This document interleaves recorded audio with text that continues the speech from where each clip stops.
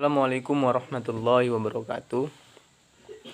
Nama saya Nasrul Arianto, semester 6C.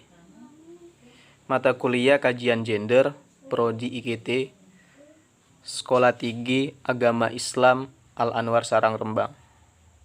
Dosen pengampu Fatona K. Daud, LC, MPD, MPHILL. Gender adalah kata yang sebenarnya tidak terdapat dalam bahasa Indonesia. Kata gender adalah serapan dari bahasa Inggris dan diindonesiakan menjadi gender. Sejak tahun 1950 sudah banyak literatur dan naskah akademik yang membahas tergender ya, dan mengidentifikasikan maskulinitas dan feminitas, termasuk ini dikenal oleh Monet 1955. Baik, di sini saya akan menjelaskan soal yang pertama, yaitu jelaskan apa pengertian dan perbedaan istilah gender dan seks. Jadi sebenarnya apa yang dimaksud dengan gender dapat didefinisikan sebagai keadaan di mana individu yang lahir secara biologis sebagai laki-laki dan perempuan,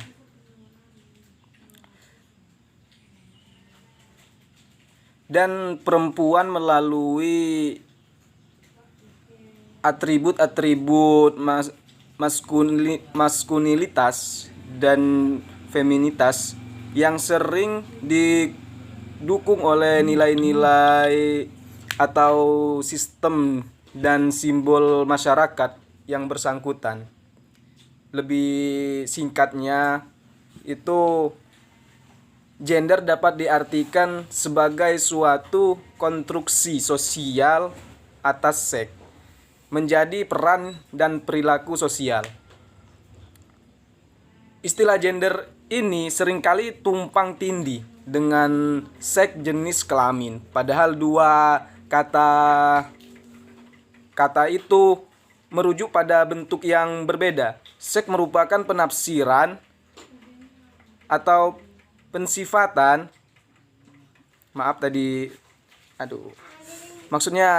pensifatan atau pembagian dua jenis kelamin manusia yang ditentukan secara biologis yang melekat pada jenis kelamin tertentu.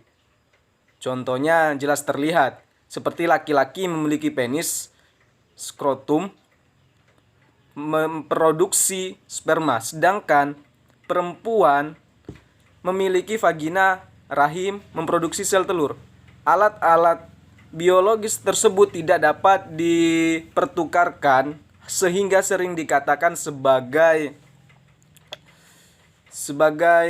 kodrat atau ketentuan dari Tuhan. Suatu sifat yang melekat pada hak kaum laki-laki maupun perempuan yang dikonstruksikan secara sosial maupun kultural. Misalnya laki-laki itu kuat, rasional, perkasa, sedangkan perempuan itu lembut, lebih berperasaan dan keibuan. Ciri-ciri tersebut sebenarnya bisa dipertukarkan. Artinya ada laki-laki yang lembut dan lebih berperasaan. Demikian juga ada perempuan yang kuat, rasional, dan perkasa. Perubahan ini dapat terjadi dari waktu ke waktu dan bisa berbeda di masing-masing tempat. Zaman dulu di suatu tempat yang sama, laki-laki yang menjadi kepala suku, sementara di tempat lain justru sebaliknya. Artinya segala hal yang dapat pertukarkan antara sifat perempuan dan laki-laki yang bisa berubah dari waktu ke waktu serta berbeda dari suatu kelas ke kelas yang lain, komunitas ke komunitas yang lain, dikenal dengan gender. Perbedaan gender masuk ke yang poin pertanyaan ini. Bentuk-bentuk ketidakadilan gender berikut pengertiannya.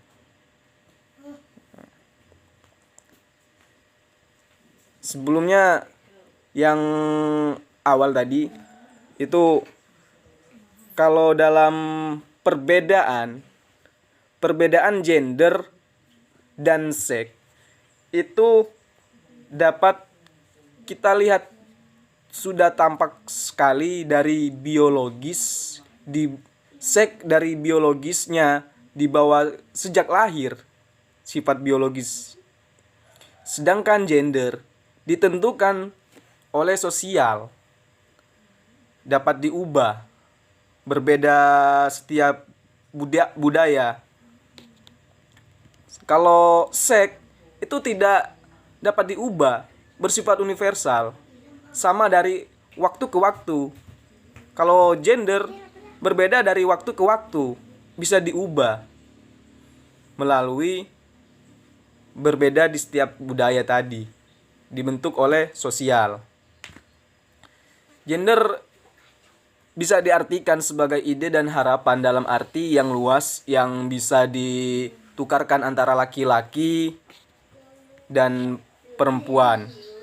Ide tentang karakter femini dan maskulin, kemampuan dan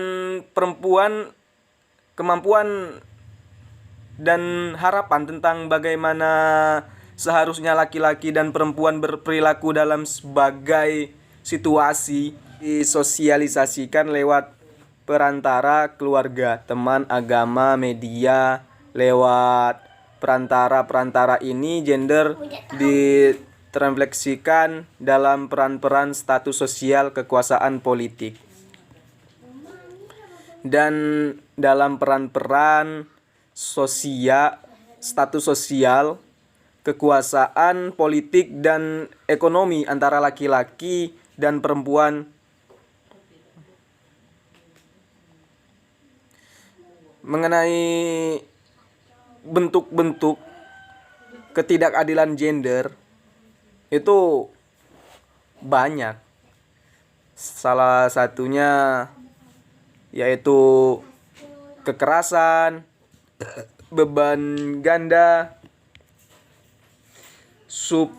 subordinasi, pandangan stereotipe. Itu bentuk-bentuk ketidakadilan gender.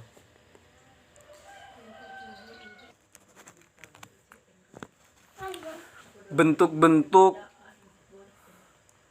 ketidakadilan gender, salah satunya beban ganda, kekerasan, stereotipe. Nah, di sini saya akan memaparkan dari beberapa bentuk-bentuk yang saya sebutkan ketidakadilan gender tadi. Salah satunya yaitu beban ganda. Bentuk lain dari diskriminasi dan ketidakadilan gender adalah beban ganda yang harus dilakukan oleh salah satu jenis kelamin tertentu secara berlebihan. Dalam suatu rumah tangga, pada umumnya beberapa jenis kegiatan dilakukan laki-laki dan beberapa dilakukan oleh perempuan. Berbagai observasi menunjukkan perempuan mengerjakan hampir 90% dari pekerjaan dalam rumah tangga. Sehingga bagi mereka yang bekerja selain bekerja di tempat kerja juga masih harus mengerjakan pekerjaan rumah tangga dalam proses pembangunan. Kenyataannya perempuan sebagai sumber daya insani masih mendapat pembebanan perlakuan terutama bila bergerak dalam bidang publik dirasakan banyak ketimpangan, meskipun ada juga ketimpangan yang dialami kaum laki-laki di satu sisi. Itu yang beban ganda. Ada juga kekerasan. Kekerasan berbagai bentuk tindakan kekerasan terhadap perempuan sebagai akibat perbedaan muncul dalam berbagai bentuk. Kata kekerasan merupakan terjemahan dari violence, artinya suatu serangan terhadap fisik maupun integritas mental psikologis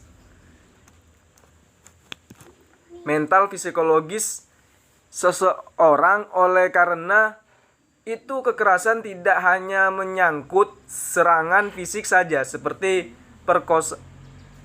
pemerkosaan, pemukulan dan penyiksaan, tetapi juga yang bersifat non-fisik seperti pelecehan seksual sehingga secara emosional terusik. Pelaku kekerasan bermacam-macam. Ada yang bersifat individu, baik di dalam rumah tangga sendiri maupun di tempat umum. Ada juga di dalam masyarakat itu sendiri perilaku biasa saja. Bisa saja suami atau ayah, keponakan, sepupu, paman, mertua, anak laki-laki, tetangga, majikan. Itu ketidakadilan gender dalam hal kekerasan. Mungkin kurang lebihnya saya mohon maaf yang sebesar-besarnya. Inilah keadaan yang dapat saya sampaikan. Saya akhiri. Assalamualaikum warahmatullahi wabarakatuh.